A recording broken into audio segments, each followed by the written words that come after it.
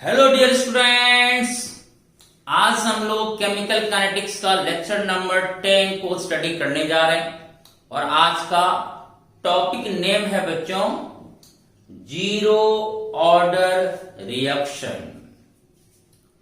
हम लोगों को दो ऑर्डर का अच्छी तरह से स्टडी करना है, zero order and first order, और ये लगभग बोर्ड एग्जाम में दो में से कोई एक का प्रूव्ड अवश्य ही पूछा जाता है। तो प्लीज प्लीज प्लीज आप लोग जीरो ऑर्डर और फर्स्ट ऑर्डर का अच्छी तरह से प्रूव्ड का प्रैक्टिस अवश्य कर लेंगे। ओके, तो चलिए आइए आज हम लोग जानते हैं जीरो ऑर्डर रिएक्शन क्या है। जीरो ऑर्डर रिएक्शन का अर्थ क्या हुआ? जीरो ऑर्डर है यानी रेट इक्वेशन में रिएक्टेंट के कॉन्सेंट्रेशन का पावर यहां क्या होगा बच्चों? जीरो होगा।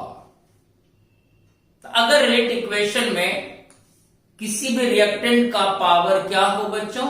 जीरो हो, ओवरऑल पावर जीरो हो, तो वह कहलाएगा जीरो ऑर्डर रिएक्शन।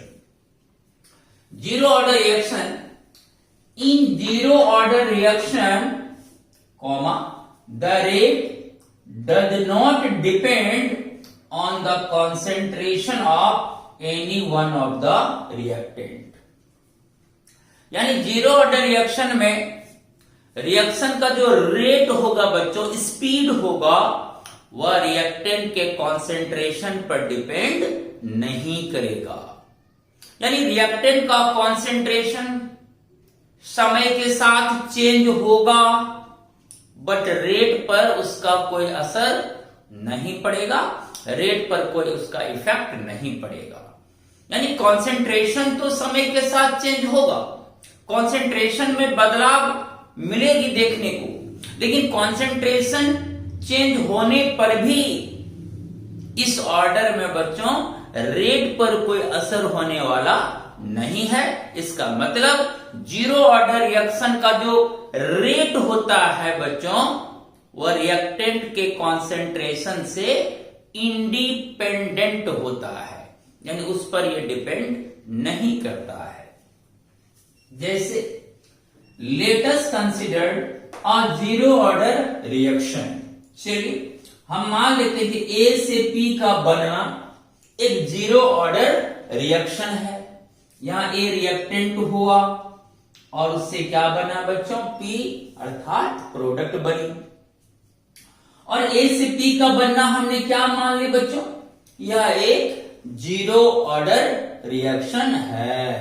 तो आइए रेट इक्वेशन से हम लोग इसको एक्सप्रेस करते हैं। तो रेट आर इक्वल टू क्या होता है? के, rate constant, into concentration of reactant. चूंकि यह जीरो ऑर्डर रिएक्शन है तो रेट इक्वेशन में रिएक्टेंट के कॉन्सेंट्रेशन का पावर यहां क्या यूज करेंगे? जीरो। बोलो क्लियर हो गया? और यहां कुछ भी कॉन्सेंट्रेशन होगा और उसका पावर क्या है? जीरो। तो किसी भी कॉन्सेंट्रेशन का पावर जीरो कितना होगा? 1। तो k इंटू 1 इक्वल टू क्या हो जाएगा? k। इसका मतलब जीरो ऑर्डर रिएक्शन में रेट ऑफ रिएक्शन आर हमेशा रेट कांस्टेंट के क्या होगा बच्चों? इक्वल होगा। इसका मतलब जीरो ऑर्डर रिएक्शन का जो रेट होता है वह क्या होता है? हमेशा कांस्टेंट होता है। जो रेट कांस्टेंट होगा वही उसका रेट ऑफ रिएक्शन भी होगा। अब जरा खुद भी सोचो, अगर हम कंसंट्रेशन लेते हैं, सपोज कोई किसी का कंसंट्रेशन मैंने ए ले ली और आप उसको डबल कर दिए, 2a कर दिए कंसंट्रेशन, तो a का पावर भी 0 1 ही होगा और 2a का पावर 0 भी 1 ही होगा। ट्रिपल्ड भी कर दें तो 3a का पावर भी 0 1 ही होगा। तो हर कंडीशन में यहां किसी भी कंसंट्रेशन का पावर जीरो होगा तो उसका वैल्यू 1 होगा। तो k इंटू 1 हमेशा k होगा। इसका मतलब यहां R हमेशा K के इक्वल हो। यहां ला का कॉन्सेंट्रेशन में बदलाव कर दें, ए का यहां कुछ भी मान रख दे तो भी R हमेशा इक्वल आएगा किसका बच्चों, K का है। यानी आप कॉन्सेंट्रेशन अगर चेंज भी कर दोगे तो रेट पर इसका कोई असर नहीं पड़ेगा। ऐसी कुछ रिएक्शंस होती है, ऐसा एक्सपेरिमेंटली देखा गया कि कुछ ऐसे रिएक्शंस हैं जिनका समय के साथ कॉन्सेंट्रेशन चेंज हो रहा है, लेकिन वहां देखा गया बच्चों एक्सपेरिमेंटली कि समय के साथ कॉन्सेंट्रेशन तो चेंज हो रहा है लेकिन वहां रेट पर कोई असर नहीं पड़ रहा है, यानी रिएक्शन की स्पीड पर कोई असर नहीं पड़ रहा है। कॉन्सेंट्रेशन चाहे कम हो या कॉन्सेंट्रेशन चाहे ज्यादा हो, उससे रिएक्शन की स्पीड पर कोई असर नहीं पड़ रहा है। इसका मतलब है कि अगर स्पीड पर कोई इफेक्ट नहीं पड़ रहा है कॉन्सेंट्रेशन के कम या ज्यादा होने से, इसका मतलब है कि वह रिएक्शन ताल्लुक रखता है किससे बच्चों, जीरो ऑर्डर रिएक्शन से। तो ये क्वेश्चन भी आती है ऑब्जेक्टिव क्वेश्चन एग्जाम्पल में। ऐसी कौन सी रिएक्शन, ऐसी कौन सी ऑर्डर रिएक्शन है जिसका रेट और रेट कांस्टेंट के आपस में इक्वल होता है? तो आंसर क्या मारोगे बच्चों, जीरो ऑर्डर। मन में भी सोच लोगे R इक्वल टू के, कॉन्सेंट्रेशन का पावर जीरो तो वहां 1 होगा, K इंटू 1 इक्वल टू के, तो R इक्वल टू के। तो जीरो ही मात्र एक ऐसा ऑर्डर है जिसमें बच्चों रेट ऑफ रिएक्शन R और उसका रेट कांस्टेंट K हमेशा आपस में क्या होता है बच्चों, इक्वल होता है। ये ऑब्जेक्टिव में भी आती है कि किस ऑर्डर रिएक्शन का rate of reaction R rate constant के इक्वल होता है, आंसर होगा जीरो ऑर्डर रिएक्शन। आइए कुछ एग्जांपल्स देखते हैं। Examples of zero order reaction. पहला, thermal decomposition of ammonia in the presence of platinum catalyst. यानी अमोनिया का टूटना, जब अमोनिया को हम हीट करेंगे प्लेटिनम कैटेलिस्ट के प्रेजेंस में, तो अमोनिया का यहां डिकम्पोजिशन हो, डिकम्पोजिशन टूटना। तो अमोनिया का प्लेटिनम कैटेलिस्ट के प्रेजेंस में हीटिंग के द्वारा टूटना, वह एक एग्जाम्पल है बच्चों जीरो ऑर्डर रिएक्शन का। ध्यान रखना, इसको माइंड में रखना है कि decomposition of ammonia, gases ammonia या अमोनिया गैस फॉर्म में होना चाहिए। तो गैसेस अमोनिया का टूटना इन the presence of platinum catalyst एक एग्जाम्पल हुआ जीरो ऑर्डर रिएक्शन का। ये जीरो ऑर्डर रिएक्शन का एग्जाम्पल है। अगर हम इसके रेट को एक्सप्रेस करेंगे तो R equal to K into concentration of reactant. Reactant यहां कौन है बच्चों, अमोनिया का पावर यहां क्या इंडिकेट होगा, जीरो, क्योंकि ये तो जीरो ऑर्डर का एग्जाम्पल है डायरेक्ट, ये एक्सपेरिमेंटली देखा गया है इसको। और अमोनिया का पावर जीरो कितना होगा, बोलो बोलो। यहां अमोनिया का जो भी कॉन्सेंट्रेशन हम यूज करेंगे उसका पावर जीरो, तो ये वैल्यू कितना हो जाएगा 1, तो K इंटू 1 K, तो R इक्वल टू क्या होगा बच्चों, K। अनदर एग्जाम्पल भी है, thermal decomposition of hydrogen iodide on gold surface is another example of zero order reaction. जैसे हाइड्रोजन आयोडाइड को गोल्ड की सरफेस पर जब हम हीटिंग करते हैं तो हाइड्रोजन आयोडाइड डिकम्पोज कर जाता है बच्चों H2 प्लस I2 में। तो हाइड्रोजन आयोडाइड का डिकम्पोजिशन भी एक दूसरा एग्जाम्पल हुआ जीरो ऑर्डर रिएक्शन का। अगर हम इसके रेट को एक्सप्रेस करेंगे तो R equal to K into concentration of HI का power zero, R equal to क्या होगा बच्चों, K हो जाएगा। तो डायरेक्ट ये दो एग्जाम्पल कभी कभी ऑब्जेक्टिव में पूछ देता है, इनमें से कौन सा रिएक्शन जीरो ऑर्डर का एग्जाम्पल है? तो माइंड में रखना है बच्चों, अमोनिया का डिकम्पोजिशन और हाइड्रोजन आयोडाइड का डिकम्पोजिशन, ये टू मेन एग्जाम्पल्स है जीरो ऑर्डर रिएक्शन का। ध्यान रखना बच्चों याद रखना, जब हम अमोनिया को डिकम्पोज करेंगे, गैसेस अमोनिया को, और हाइड्रोजन आयोडाइड का टूटना, ये एग्जाम्पल है बच्चों जीरो ऑर्डर रिएक्शन का। चलिए क्लियर हो गया।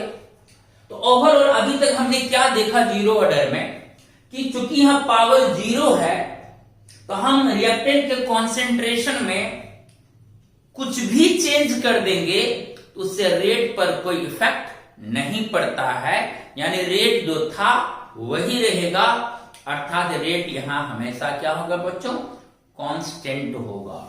जैसे आइए एक श्लोक के द्वारा समझते हैं, plus rate versus concentration of zero order reaction. Y axis के अलॉन्ग हमने रेट को यूज किया, एक्स एक्सिस के अलॉन्ग हमने कॉन्सेंट्रेशन को यूज किया, और यहां हम स्लोप देखते हैं कि यहां पैरेलल आ रहा है। इसका मतलब देखो क्या हुआ, अगर हम बच्चों इस लाइन के किसी भी पॉइंट पर, सपोज करो इस पॉइंट पर हम कॉन्सेंट्रेशन देखें, तो देखो अगर आपको कॉन्सेंट्रेशन देखना हो इस लाइन के किसी भी पॉइंट पर, तो इस पॉइंट को एक्स से मिलाना होगा, क्योंकि कॉन्सेंट्रेशन को आपने एक्स एक्सिस के अलोंग रिप्रेजेंट किया है। तो चलिए इस पॉइंट को हम एक्स के अलोंग मीट करते हैं, यहां कॉन्सेंट्रेशन होगा। अब देखो इतना कॉन्सेंट्रेशन है, तो इस कॉन्सेंट्रेशन पर अगर हमें रेट देखना हो तो देखो रेट कितना होगा, यहां जो भी यहां रेट होगा, मान लो यहां रेट आर है, ठीक। अब समय बीतेगा तो कॉन्सेंट्रेशन चेंज होगा, मान लो यहां कॉन्सेंट्रेशन हो गया, पहले से बदल गया कॉन्सेंट्रेशन, ठीक, C1 से C2 हो गया सपोज। अब इस कॉन्सेंट्रेशन पर अगर हमें रेट देखना हो बच्चों, तो चलो इसको हम ऊपर करते हैं, यहां मीट किया। अब इस पॉइंट पर अगर रेट देखना तो y से मिला दो, क्योंकि y के रंग रेट है, तो इस पॉइंट पर रेट क्या हो गया बच्चों, फिर वही आ गया r। फिर यहां पर अगर कॉन्सेंट्रेशन पर देखें, कॉन्सेंट्रेशन देखो चेंज हो रहा है, पहले C1 था उससे C2 हो गया, फिर उससे कॉन्सेंट्रेशन चेंज होके क्या हो गया बच्चों, C3 हो गया। अब C3 कॉन्सेंट्रेशन पर अगर हम रेट को नजर देखें तो देखो यहां पर रेट हमारा क्या हो रहा है, देखो रेट डालने के लिए y से मिला दो, यहां फिर वही आ गया, यानी C1 कॉन्सेंट्रेशन पर रेट कितना r, C2 पर भी रेट कितना r, C3 पर भी रेट कितना r, यानी आपका समय के साथ कंसंट्रेशन तो चेंज हो रहा है, कंसंट्रेशन C1 से C2, C2 से C3, देखो समय के साथ कंसंट्रेशन चेंज हो रहा है, लेकिन हर कंसंट्रेशन पर आपका रेट क्या है बच्चों, R ही हो रहा है। इसका मतलब यहां रिएक्शन का जो रेट है बच्चों वह कंसंट्रेशन के बदलने से नहीं बदल रहा है। इसका मतलब इस रिएक्शन का रेट कंसंट्रेशन से क्या है बच्चों, इंडिपेंडेंट है, स्वतंत्र है, अर्थात कंसंट्रेशन के चेंज होने से रेट पर यहां कोई असर नहीं पड़ रहा है।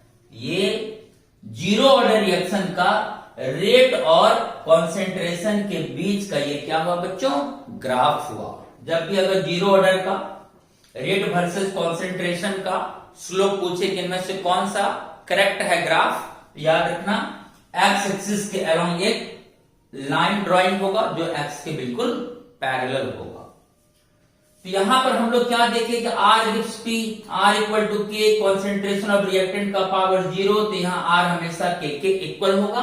इसका मतलब यहां हम कॉन्सेंट्रेशन के स्थान पर कोई भी कॉन्सेंट्रेशन यूज कर लें, R हमेशा आएगा बच्चों K के इक्वल। इसका मतलब यहाँ R इंडिपेंडेंट है किससे बच्चों, कॉन्सेंट्रेशन से। चलिए जीरो ऑर्डर की कहानी तो आपने सुन ली, पावर ही जीरो है, तो कोई भी कॉन्सेंट्रेशन हो, C हो, 2C हो, 3C हो, 4C हो, हाफ C हो, कोई भी कॉन्सेंट्रेशन होगा तो उसका पावर क्या है, जीरो, तो उसका वैल्यू ऑलवेज 1 होगा। तो K इंटू 1, K यहां R ऑलवेज आएगा किसके इक्वल बच्चों, K के। इसका मतलब जीरो ऑर्डर रिएक्शन का रेट R और रेट कांस्टेंट K ऑलवेज आपस में इक्वल होता है। इसका मतलब बिल्कुल ये क्लियर हो गया कि जीरो ऑर्डर का जो रेट होता है बच्चों, वह रिएक्टेंट के कॉन्सेंट्रेशन से बिल्कुल इंडिपेंडेंट होता है। मजा आ गया। इसका दो मेन एग्जांपल है, याद रखना, ये एनसीईआरटी में एग्जांपल है, थर्मल डिकम्पोजिशन ऑफ अमोनिया और thermal decomposition of hydrogen iodide. ये डायरेक्ट एग्जांपल है जीरो ऑर्डर रिएक्शन का, इसको एक्सपेरिमेंटली देखा गया है। ओके, अब हम लोग जीरो ऑर्डर का प्रूव्ड पढ़ेंगे। रेट कांस्टेंट के का क्या फॉर्मूला होता है जीरो ऑर्डर का रेट कांस्टेंट का, पहले स्क्रीनशॉट लीजिए, जस्ट आते हैं।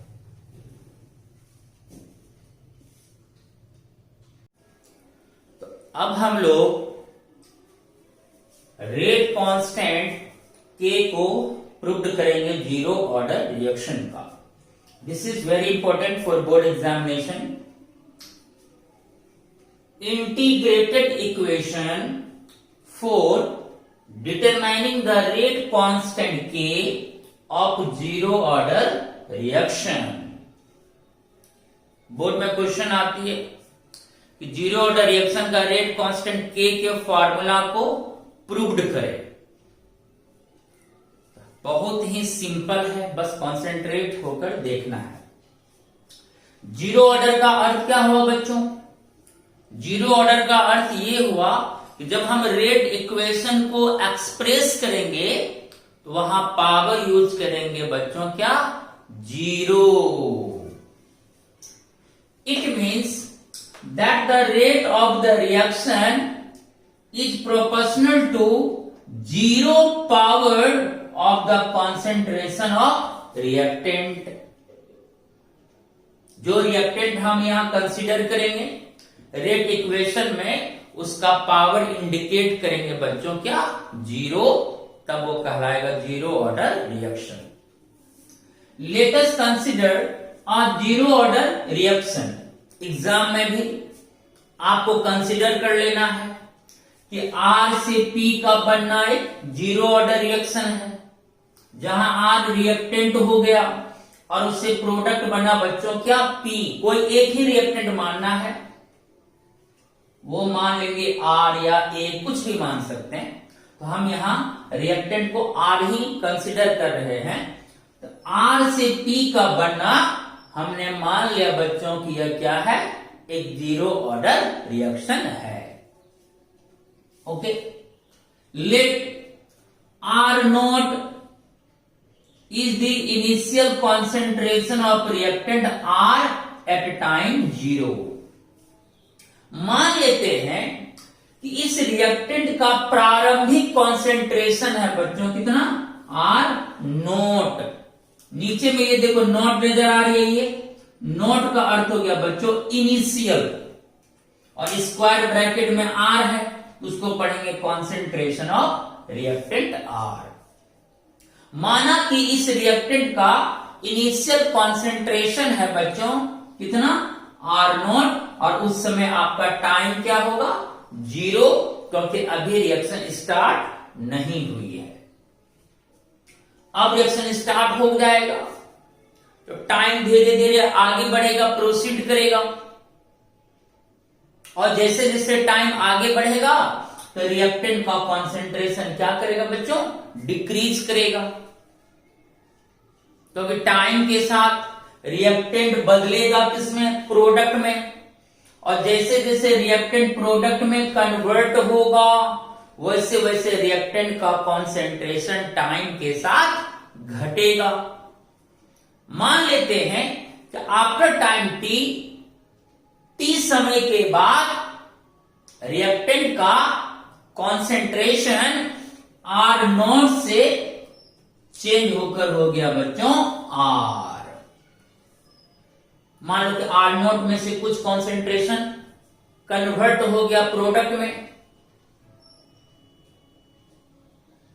और प्रोडक्ट में जब कन्वर्ट हुआ तो उसका कॉन्सेंट्रेशन घटकर हो गया बच्चों, कितना? R। ये R क्या होगा? R होगा बच्चों फाइनल या remaining concentration of reactant R at any time T। किसी भी t समय के बाद रिएक्टेंट का प्रारंभिक कॉन्सेंट्रेशन R0 से चेंज होकर हो गया बच्चों R हो गया। R0 में से कुछ कॉन्सेंट्रेशन प्रोडक्ट में चला गया। अब जो शेष बचा t समय के बाद वही हो गया बच्चों R। दिस इज फाइनल या रिमेनिंग कॉन्सेंट्रेशन। रिमेनिंग मतलब क्या हुआ? बचा हुआ शेष। R0 में से कुछ बदल गया प्रोडक्ट में। अब जो शेष रह गया रिएक्टेंट का कॉन्सेंट्रेशन t समय के बाद वही हो गया बच्चों R। दिस इज फाइनल या रिमेनिंग कॉन्सेंट्रेशन एट ए टाइम t। बोलो ये दोनों क्लियर हुआ? जब t 0 होगा उस समय इनिशियल कॉन्सेंट्रेशन R0 माना। जब कुछ समय के बाद मान लो वो समय t है, आफ्टर टाइम t समय के बाद रिएक्टेंट का कॉन्सेंट्रेशन R0 से चेंज होकर आ गया बच्चों R। ये R क्या होगा बच्चों? जितना t समय के बाद अब बच गया रिएक्टेंट का कॉन्सेंट्रेशन। इसलिए हम इसे फाइनल भी कर सकते हैं या रिमेनिंग मतलब शेष या बचा हुआ कॉन्सेंट्रेशन आफ्टर टाइम t। चलिए यहां तक क्लियर है। अब चलो रेट को एक्सप्रेस करो। तो sir rate R directly proportional to होता है कॉन्सेंट्रेशन ऑफ रिएक्टेंट का, और प्रोपोर्शनलिटी हटता है तो क्या आता है बच्चों? K into concentration of reactant. Reactant यहां मेरा कौन है बच्चों? R। चूंकि यह जीरो ऑर्डर रिएक्शन है यहां पावर क्या यूज करेंगे बच्चों? 0। अब बताओ R का पावर 0 क्या होगा? सर किसी भी चीज का पावर 0 1 होता है, तो K इंटू 1 क्या हो जाएगा यहां बच्चों? K। तो R इक्वल टू K हो गया। क्लियर? अब याद करो क्या हम ये जो रेट है बच्चों R, उसको हम एक और डिजाइन से एक्सप्रेस कर सकते हैं। आपने शुरुआत की क्लास में स्टडी करा था इंस्टेंटेनियस रेट, जो D से रिप्रेजेंट होता है इंस्टेंट टाइम में। याद करिए आप, इंस्टेंटेनियस रेट और एवरेज रेट को आपने स्टडी किया था। तो हमने क्या बताया था वहां पर कि हम रेट को इंस्टेंटेनियस रेट से भी एक्सप्रेस कर सकते हैं। और उसमें मैंने कहा था कि रिएक्टेंट के साथ साइन लगता है माइनस, क्योंकि टाइम के साथ रिएक्टेंट का कॉन्सेंट्रेशन डिक्रीज करता है, इसलिए माइनस। और जो रिएक्टेंट का कॉफिशिएंट होता है स्टोइकियोमेट्रिक कॉफिशिएंट, उससे डिवाइड करते हैं। यहां स्टोइकियोमेट्रिक कॉफिशिएंट कितना है बच्चों? 1। तो 1 से यहां डिवाइड करना, 1/1 1 होगा, 1/1 1 हो गया। D into concentration of reactant upon dt। याद आया वो दिन? याद करो, रिएक्टेंट के साथ माइनस, रिएक्टेंट का कोफिशिएंट यहां 1 है तो 1 से डिवाइड करा, और इंस्टेंटेनियस रेट में D लेटर यूज होता है। D into concentration of reactant upon dt। Clear हो गया? 1/1 1 ही हो गया, इसको हटाओ, बस केवल यहां पर माइनस साइन लगा देते हैं। इक्वल टू क्या है बच्चों? K। ध्यान से देखिए तो concentrate on the board please. अब एक क्रॉस मल्टीप्लाई कर लो तो minus D into concentration of R equal to K into dt। क्या हो जाएगा बच्चों? K dt। It imply that, चलिए D concentration of R, minus sign इधर का हटा देते, इधर आ जाएगा माइनस K dt। बोलो क्लियर है यहां पर? आप क्या करेंगे? Integrating both sides. अब दोनों तरफ बच्चों इंटीग्रेशन लेना है, ठीक? तो चलो लेते हैं। D into concentration of R का इंटीग्रेशन इक्वल टू K। यहां क्या है बोलो? कांस्टेंट। कांस्टेंट को इंटीग्रेशन के बाहर रखो, माइनस के को बाहर रख दिए। अब यहां हो जाएगा इंटीग्रेशन ऑफ dt। बोलो क्लियर है यहां तक? कोई प्रॉब्लम्स नहीं यहां पर? अब याद करो dx का इंटीग्रेशन क्या होता है, बोलो बोलो, dx का इंटीग्रेशन क्या होता है, x। उसी तरह dr का इंटीग्रेशन क्या होगा, r इक्वल टू माइनस के। जिस तरह dx का इंटीग्रेशन x, उसी तरह dt का इंटीग्रेशन क्या होगा बच्चों, t हो जाएगा। यहां हो जाएगा t और यहां होगा बच्चों प्लस c हुआ बच्चों इंटीग्रेशन कांस्टेंट, क्योंकि इंटीग्रेशन का कांस्टेंट यहां यूज होता है आफ्टर इंटीग्रेशन। बहुत सिंपल है, dr का इंटीग्रेशन r माइनस के, dt का इंटीग्रेशन t, इंटीग्रेशन ले लिए, इसके बाद उसका क्या होगा बच्चों, कांस्टेंट c हुआ बच्चों इंटीग्रेशन कांस्टेंट। इसको मान लेते हैं इक्वेशन 1।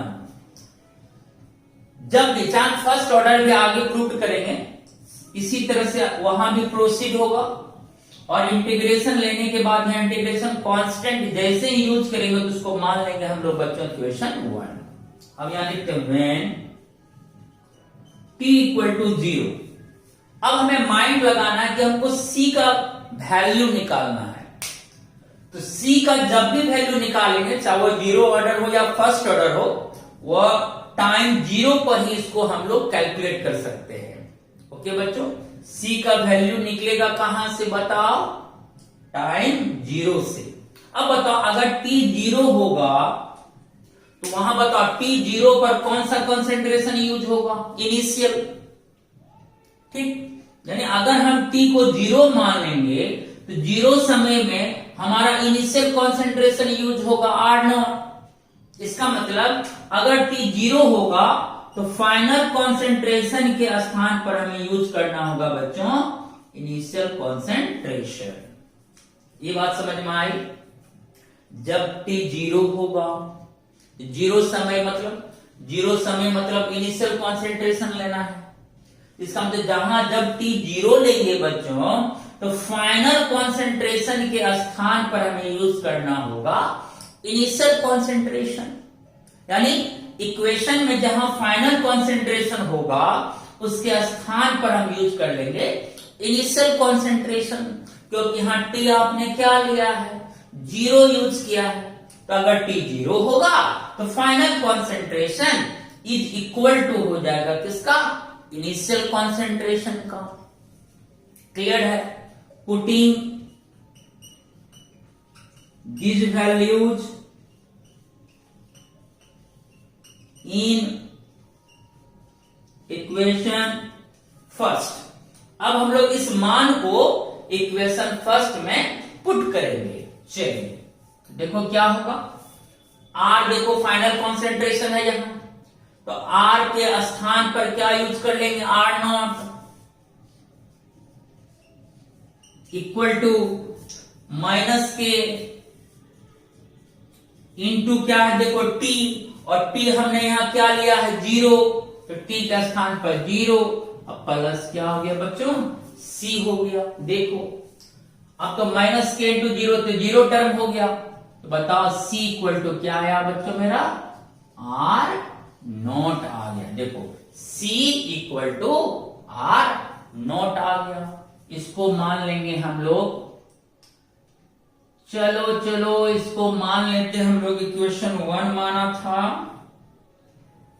अब हम मान लेते हैं बच्चों इसको इक्वेशन 2। ठीक, ये मेरा इक्वेशन 1 तो ये मेरा इक्वेशन 2 हो गया। From equation first and second, equation 1 और 2 से, इक्वेशन 1 मेरा यहां पर इंडिकेट है बच्चों, इक्वेशन 1, ये मेरा हो गया इक्वेशन 2। चलो इक्वेशन 1 में यहां देखो क्या है, R concentration of R equal to minus K T, अब प्लस क्या है बच्चों C। तो अब बच्चों हम इक्वेशन 2 से C का वैल्यू पुट कर देंगे यहां पर R0। ये मेरा हो गया इक्वेशन नंबर थर्ड। चलिए यहां तक आराम से हो गया। फ्रॉम इक्वेशन 1 एंड 2 से इक्वेशन 1 में देखो r equal to minus K T plus सी के प्लेस पर इक्वेशन 2 से मान पुट कर देंगे यहां पर बच्चों r नॉट। चलिए यहां तक मेरा आ गया। अब हमको यहां से निकालना क्या बच्चों, के रेट कांस्टेंट के का फॉर्मूला लाना है।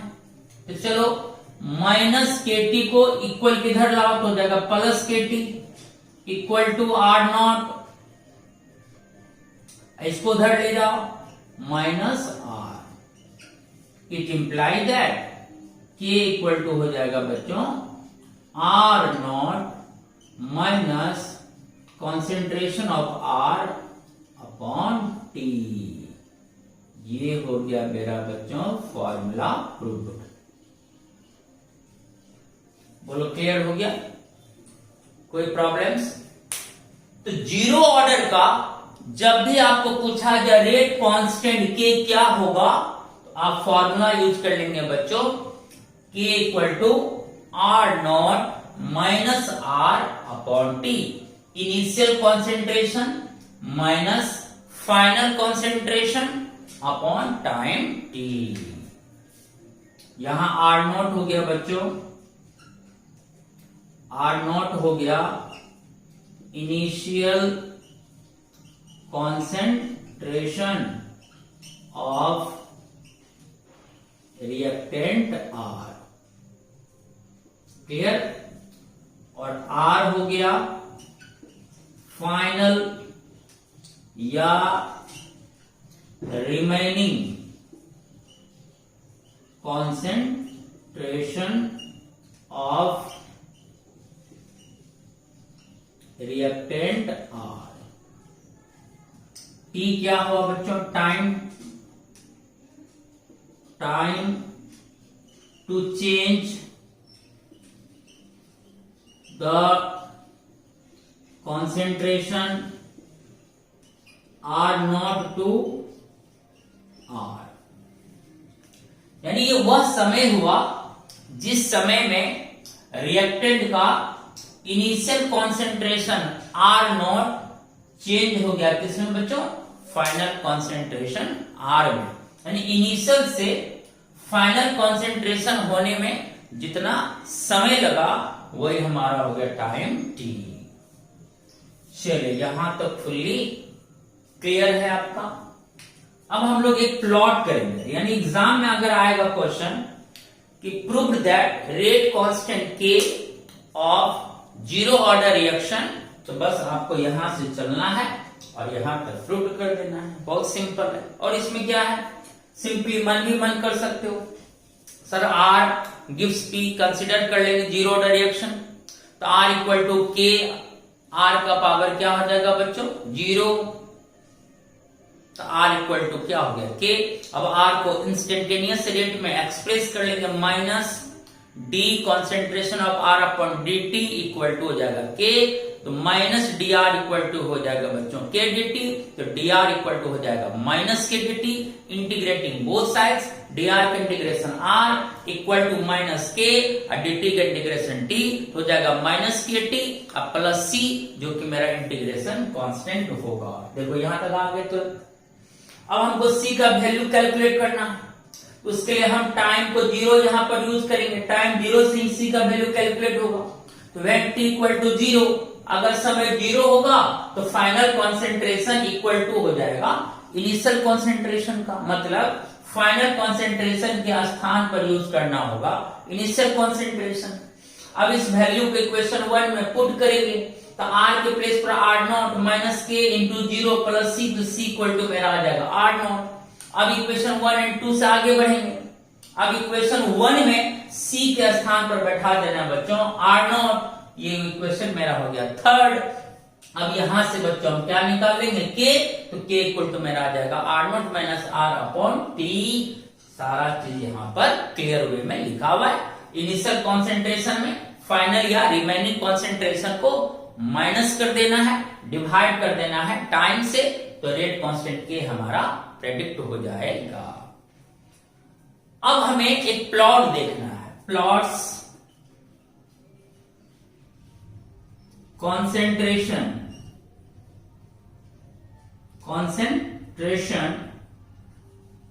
ऑफ रिएक्टेंट यानी R वर्सेस टाइम T।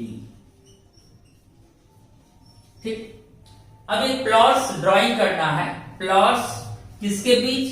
तो रिएक्टेंट के कॉन्सेंट्रेशन वर्सेस टाइम के बीच एक हमें ग्राफ को ड्राइंग करना है। ठीक, तो हम यहां चलते बच्चों फ्रॉम इक्वेशन थर्ड में देखो क्या है यहां पर, concentration of R equal to -KT plus R0 plus क्या है बच्चों R0। देखो इक्वेशन थर्ड में ये मेरा आया था, देखो मैंने वही ड्राइंग कर दी। देखो ये एक इक्वेशन पर आ गया y equal to mx plus c। m के प्लेस पर k, x को यहां टिक कर रही है, c के जगह पर ये आ गया। अब देखो y equal to mx plus c, और आपको पता है कि y equal to mx plus c किसका स्लोप होता है? स्ट्रेट लाइन स्लोप होती है। ये होती है बच्चों स्ट्रेट लाइन स्लोप। ये हमेशा क्या देता है? स्ट्रेट लाइन स्लोप को ये बयां करती है। R equal to -KT plus R0, y axis के along concentration of reactant, m हो गया जो कि निगेटिव स्लोप देगा -K, x एक्सिस के अलॉन्ग टाइम, और इंटरसेप्ट हो गया R0 यानी c का वैल्यू यहां यूज होगा बच्चों R0। अब यहां पर हम लोग एक स्लोप ड्राइंग करेंगे।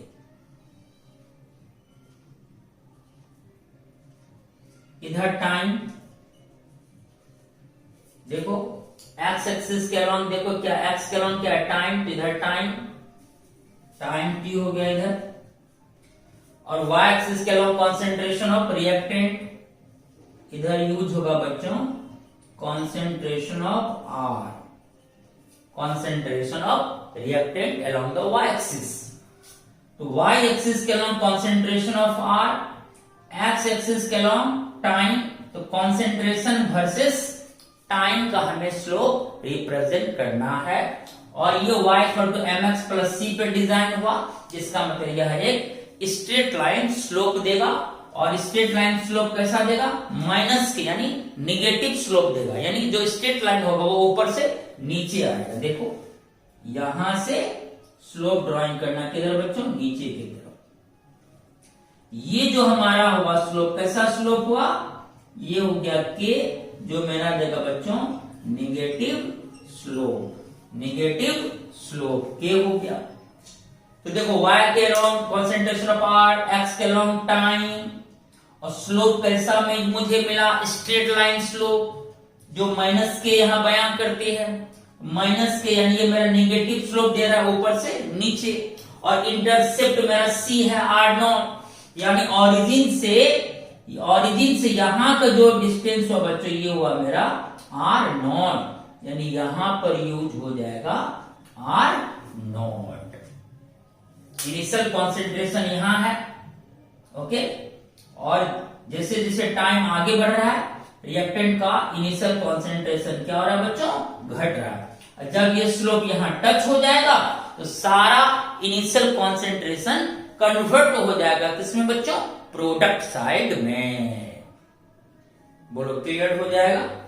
तो इस तरह का स्लोप बोर्ड में पूछा भी गया है, ऐसा स्लोप ही दे देता है 4 ऑप्शंस में पूछा जाता है। इसमें से जीरो ऑर्डर का स्लोप कौन है?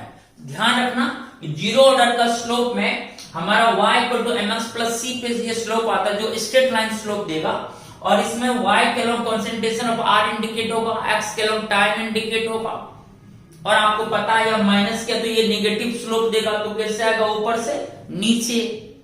और जहां से ये स्लोप आगे बढ़ा है बच्चों वह वैल्यू होगा R0 का, यानी c यहां c के स्थान पर हो जाएगा बच्चों R0, यानी ओरिजिन से यहां तक का जो वैल्यू होगा वो हो गया बच्चों R0। नोट।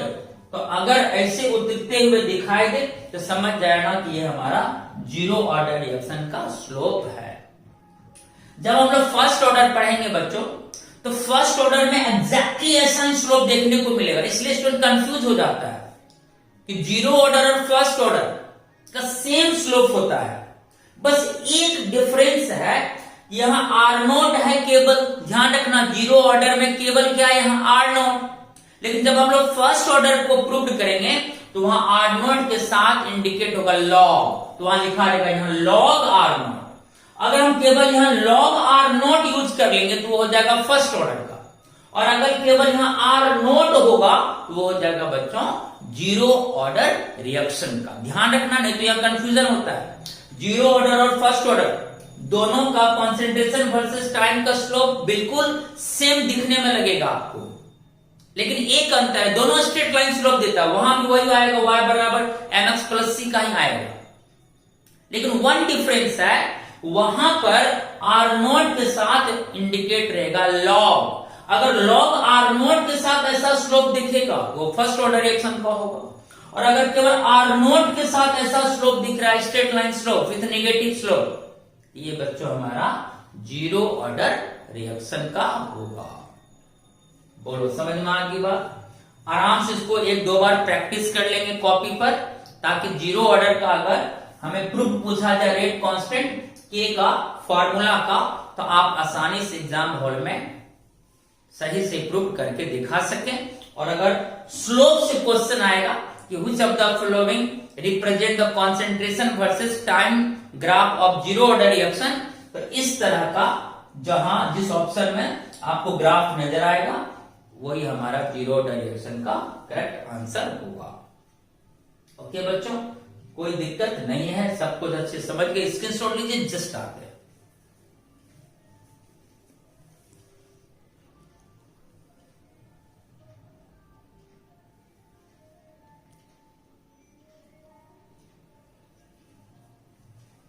चलिए हो गया। तो आज हमने जीरो ऑर्डर की पूरी व्याख्या करी, सब कुछ माइंड में रहना चाहिए। दो ही ऑर्डर इंपॉर्टेंट है, जीरो ऑर्डर फर्स्ट ऑर्डर, इस पर ज्यादा फोकस करना है, कंसंट्रेट करना है। हर ईयर लगभग इन दो ऑर्डर से बोर्ड में क्वेश्चन पूछा जाता है। जीरो ऑर्डर का मतलब हुआ कि पावर जीरो, इसका मतलब वहां कॉन्सेंट्रेशन कुछ भी रखेंगे तो रेट पर कोई असर नहीं पड़ेगा। तो जीरो ऑर्डर रिएक्शन का रेट ऑलवेज कॉन्सेंट्रेशन से इंडिपेंडेंट होता है, एक बात ख्याल रखना है। और इसका दो एक्सपेरिमेंटली एग्जाम्पल मैंने बताया था, कौन कौन, डिकम्पोजिशन ऑफ गैसेस अमोनिया का और डिकम्पोजिशन ऑफ हाइड्रोजन आयोडाइड का। ये दोनों जीरो ऑर्डर रिएक्शन का एग्जाम्पल है, एनसीईआरटी में भी आप देख सकते हैं इस एग्जाम्पल्स को। उसके बाद इंटीग्रेटेड इक्वेशन को हमने जीरो ऑर्डर का रेट कांस्टेंट के फॉर्मूला को प्रूव्ड किया, जो कि बेहद आसान प्रूव्ड है इसका, क्योंकि आप शुरू से क्लासेस कर रहे हैं। और अंत में मैंने प्लॉट्स आपको दिखाया कि रिएक्टेंट का कॉन्सेंट्रेशन वर्सेस टाइम के साथ कैसा इसका स्लोप बनेगा। तो हमने देखा माइनस के स्लोप आता है, यानी निगेटिव स्लोप आता है, ऊपर से नीचे आएगा, जिसका इंटरसेप्ट आर नॉट होगा। और यही फर्स्ट ऑर्डर पढ़ेंगे बच्चों, तो उसका इंटरसेप्ट यानी सी को इंटरसेप्ट बोला जाता है, जिसका इंटरसेप्ट वहां होगा बच्चों लॉग आर नॉट। यही बस डिफरेंस है छोटा सा जीरो ऑर्डर और फर्स्ट ऑर्डर में। अब हम जीरो ऑर्डर तो पढ़ लिए हैं, अब हम इसका नेक्स्ट वीडियो में पढ़ेंगे बच्चों हाफ लाइफ। क्या पढ़ेंगे बच्चों? Half life. तब जीरो ऑर्डर की पूरी कहानी खत्म होगी, तब हम लोग आएंगे फर्स्ट ऑर्डर रिएक्शन में। ठीक है, अच्छा से पढ़ते रहें, कॉन्सेंट्रेट होकर पढ़ें और मस्तिष्क से पढ़ें और अपना ख्याल रखें। तब तक के लिए बच्चों टेक केयर एंड बाय।